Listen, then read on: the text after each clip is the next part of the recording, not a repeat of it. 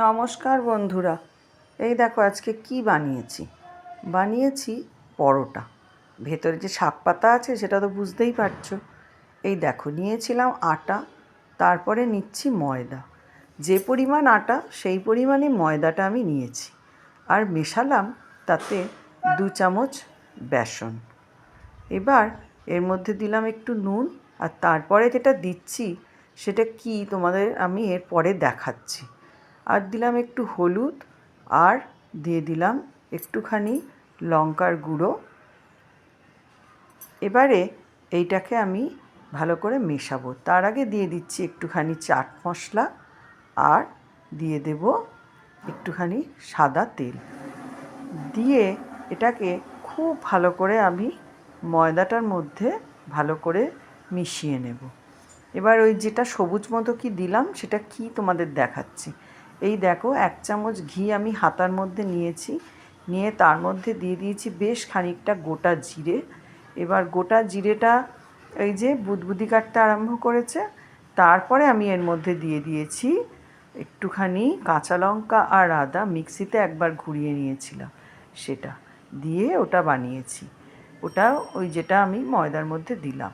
আর এরপরে দিয়ে দিলাম খানিকটা আলু সেদ্ধ, দিয়ে ভালো করে এবার এটা ময়দার মধ্যে মিশিয়ে নিলাম। নিয়ে এবার আমি দিয়ে দিচ্ছি মেথি পাতা, মেথি শাক যেটাকে আমরা বলি, সেই মেথি শাকটা এবার এই আটা ময়দা এই পুরো মিশ্রণটার মধ্যে দিয়ে দিলাম। দিয়ে এটাকে ভালো করে একটা ডো বানিয়ে নেব। এটা এই দেখো মাখার সময় বেশি জল দেবে না, খুব সামান্য সামান্য জল দিয়ে মাখতে হবে, কারণ যাতে এটা পাতলা না হয়ে যায় মাখাটা।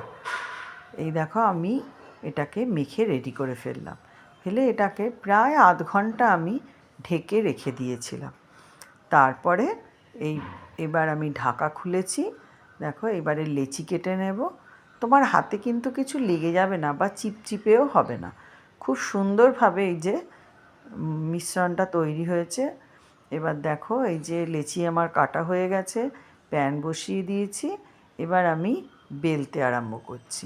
বেলার সময় আমি একটুখানি ময়দা নিয়ে বেলছি। এই দেখো প্রথমটা একটু ধীরে ধীরে বেললাম, এরপরে আমি দেখাচ্ছি কীরকম ঝপঝপ করে বেলা হয়ে যাবে। এ দেখো সেঁকতে বসিয়ে দিয়েছি। এই দেখো এরপরে তোমরা দেখো কত স্পিডে এটা বেলা যাচ্ছে। এটা ফেটে যাওয়া বা পরোটাটা ছিঁড়ে যাওয়ার কোনো ব্যাপারই নেই, ভীষণ সুন্দর ফটাফট বেলা হয়ে যাচ্ছে। আমিও তাই ফটাফট ভাজতে আরম্ভ করে দিলাম, কারণ আমার দেরি হয়ে গেছিলো। তাই একসাথে 2-3টে আমি প্যানটার মধ্যে দিয়ে দিচ্ছি আর ভেজে নিচ্ছি।